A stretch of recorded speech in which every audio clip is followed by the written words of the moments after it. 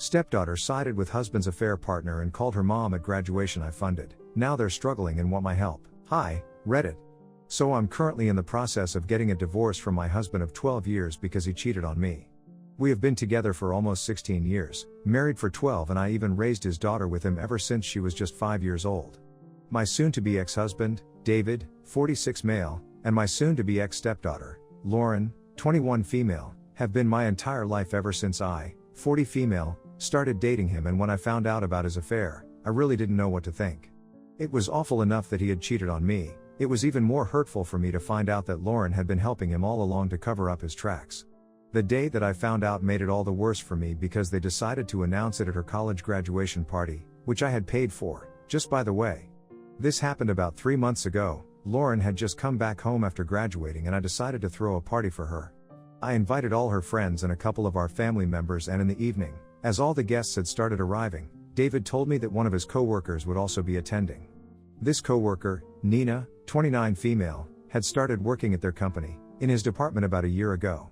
I had met her a couple of times at some work parties, and she had even come over for a few dinner parties that David had hosted for his co-workers and stuff over the past year. She had always been very cordial with me, and I tried to be nice to her too. Now that I think about it, it makes me sick that I had invited her into my home and been so hospitable to her. Everything that went down at the party, I still remember it as if it was just yesterday because I think it was pretty much the most traumatic evening of my life so far. I remember how Nina showed up at the party after everybody else, and she looked like she had dressed for a red carpet event or something, which was pretty strange. She was totally overdressed and turned a couple of heads when she turned up fashionably late. I remember that she didn't even bother to greet me when I welcomed her. She just went straight to David and started clinging to him, and even he did not seem to mind that.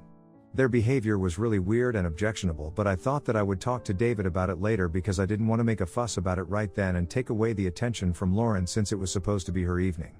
But a couple of minutes after Nina finally showed up, Lauren decided that she was going to make a speech since all the guests were already here, and through that speech, I finally found out about David and Nina's affair. I had already been feeling quite uneasy because of David and Nina, and then, Lauren started talking about how grateful she was to her father for everything that he had done for her, how he had single-handedly raised her after her mother had passed away when she was just 2 years old. That made me really upset because as far as I was concerned, David had definitely not raised her single-handedly after I got involved in their lives. Be it financially or emotionally, I had been a huge part of their lives and I was as good as a mother to Lauren. So it felt awful that she had completely erased that, and I thought that she was going to come later, which is why I got quite hopeful when she started talking about one other person who had always been there for her in the past couple of months. She started talking about this one person who had apparently been there for her at her lowest and had always managed to cheer her up and help her power through even the most stressful phases in the recent past. Against all hopes, I started to think that maybe she would talk about me, even though realistically, it couldn't have been me because ever since she had left for college, she had become quite distant from me. Even when she was in high school and going through her teen rebellion phase, we weren't as distant as we are now. But inside of all of that, I thought that she was going to at least try to appreciate me somehow in her speech, since she had totally skipped me while talking about her dad who had apparently single-handedly raised her. Unfortunately, she then went on to say that this person was as good as her mother because of how strongly they had bonded with each other, and then, to everybody's shock, she went to Nina and gave her a huge hug while I just stood there like a fool. It was a total slap on the face for me, and for a couple of seconds, I didn't even know what to say or do. I literally just went blank and froze because I knew that everybody was looking at me since Lauren, my stepdaughter whom I had basically just considered my own daughter and raised ever since she was just a kid, had just referred to another woman as her mother. After a couple of seconds, I finally realized what had just happened and I couldn't stay there anymore, so I just made a run for it and rushed inside the house. I went up to my room as quickly as I could, locked myself in, and that's when I started crying. Because by then, I had seen and heard enough to make some deductions of my own. I had obviously heard whatever Lauren had to say about whom she looked up to as her mother now, and I had also seen her give Nina that hug.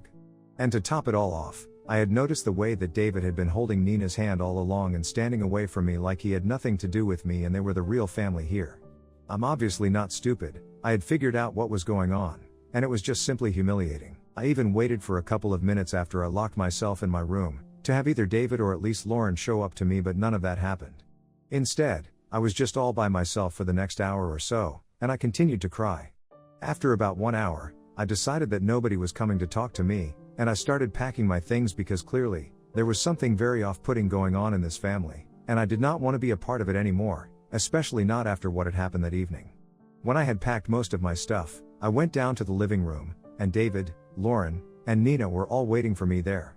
David and Lauren instantly started berating me about how weirdly I had behaved and how they had to make up for my behavior after I went to my room by serving dinner early and having everyone go home to avoid any further drama or gossip.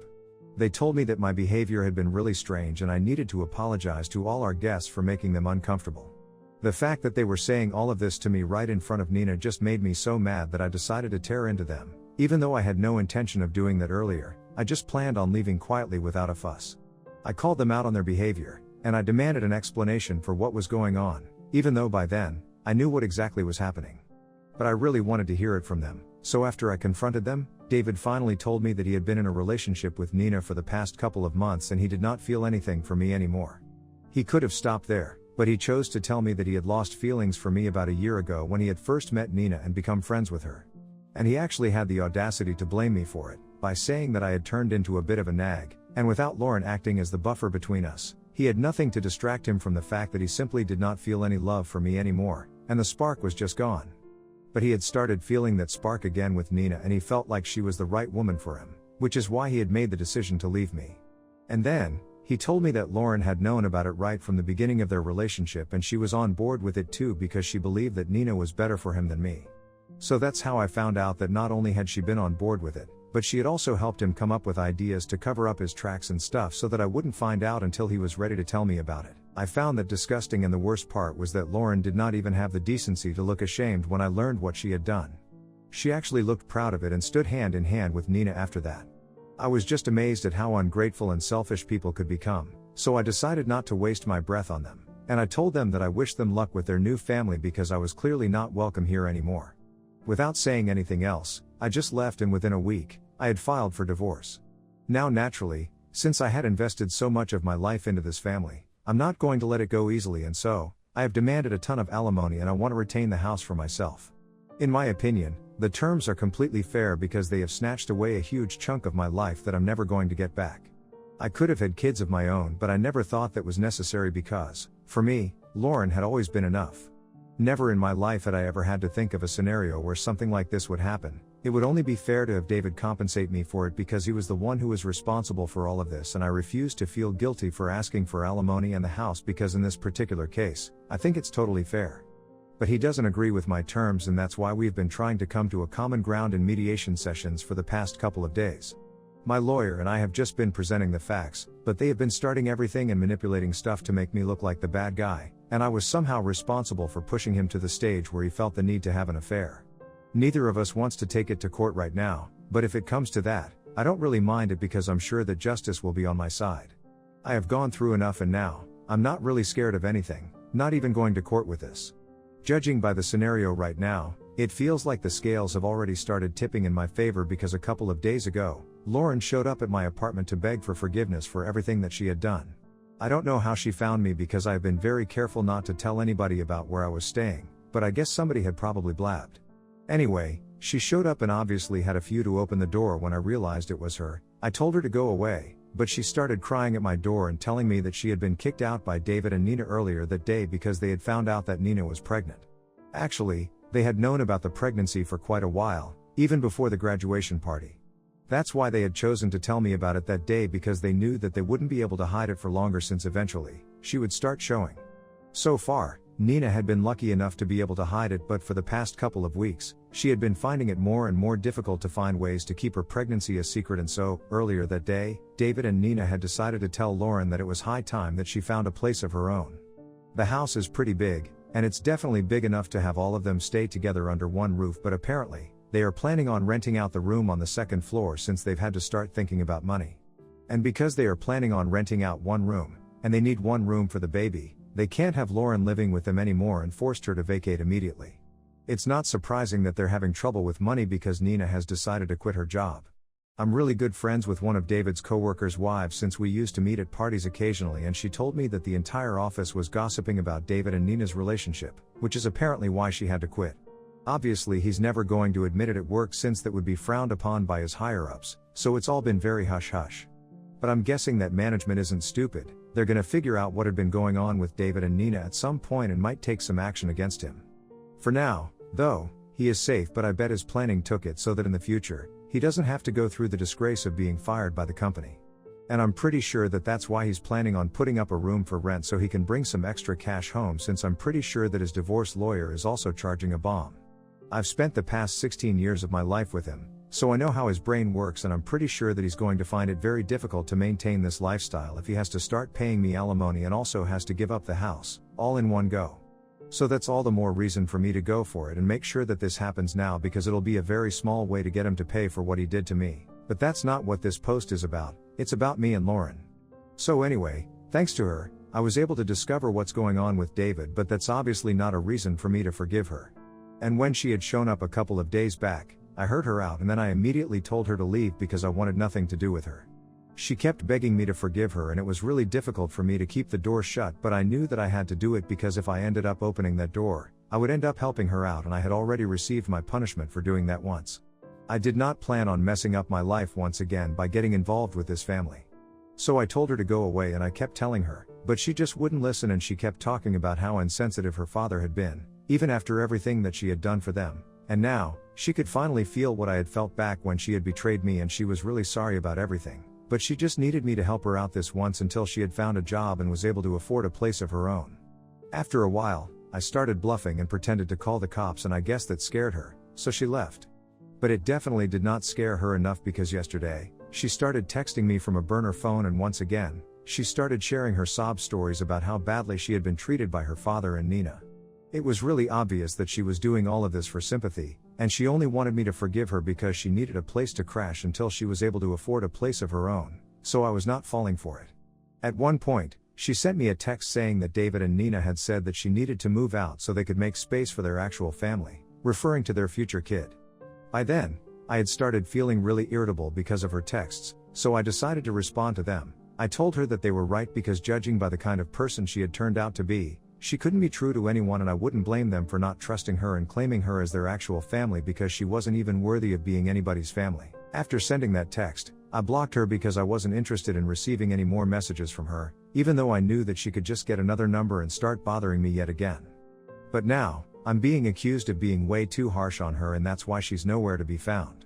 Apparently, she had been staying with a friend of hers so far, but last night, she went out for a walk to clear her head because she was really upset about my text, but then, she did not come back.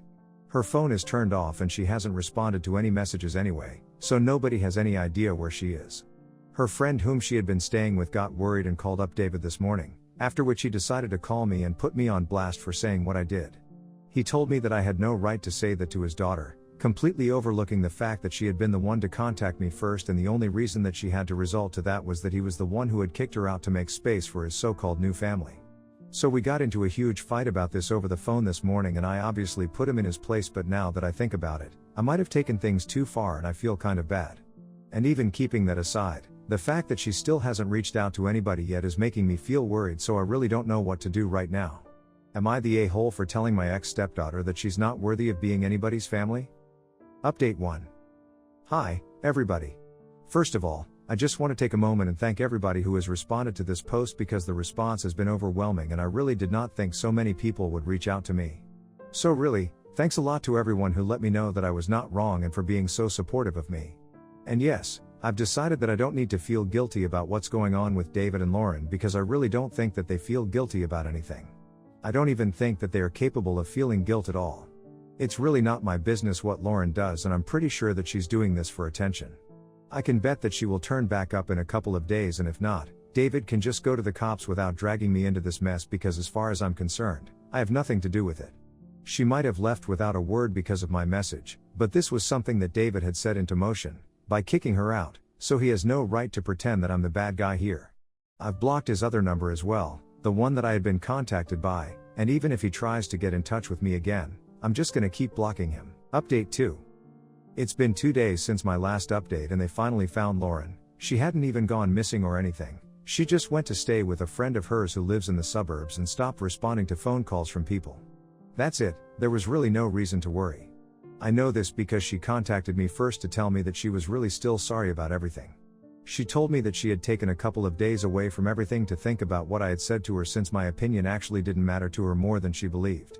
And she knew that I was right. She knew that I had betrayed her and the way I had been treated, nobody deserves to be treated like that after everything that they had done for her family. So she apologized quite a few times in the message that she sent me. She also gave me an explanation for why she had behaved that way, and why she had decided to side with Nina over me, even though she barely knew that woman and had known me for, well, pretty much her entire life. So apparently, David had promised her that he would fund her lifestyle for the next couple of years, and would just give her whatever she wanted, which obviously sounded very appealing to a college student. On one hand, I had thought that David and I were teaching her to be financially independent and responsible, but on the other hand, he was bribing her and making sure that she kept all her secrets and picked Nina over me when the time came. It had actually been going on for a really long time. Ever since he had started that affair with Nina, David had written her dozens of checks and Lauren had made complete use of this opportunity for one whole year. It was actually disgusting how she had turned out to be a sellout, and I would have really preferred for her to keep this a secret to herself because it's just disappointing. Since now, given the current circumstances, I hardly think that it will be possible for David to even fund his own lifestyle, let alone his daughter's. Their days of fun are over and it's all because of me. So after reading my message, I don't feel particularly forgiving towards them, but in fact, I feel like they deserve everything that's coming to them and even more. Anyway, I've blocked Lauren and she won't be able to contact me anymore, at least not from the number she had been using.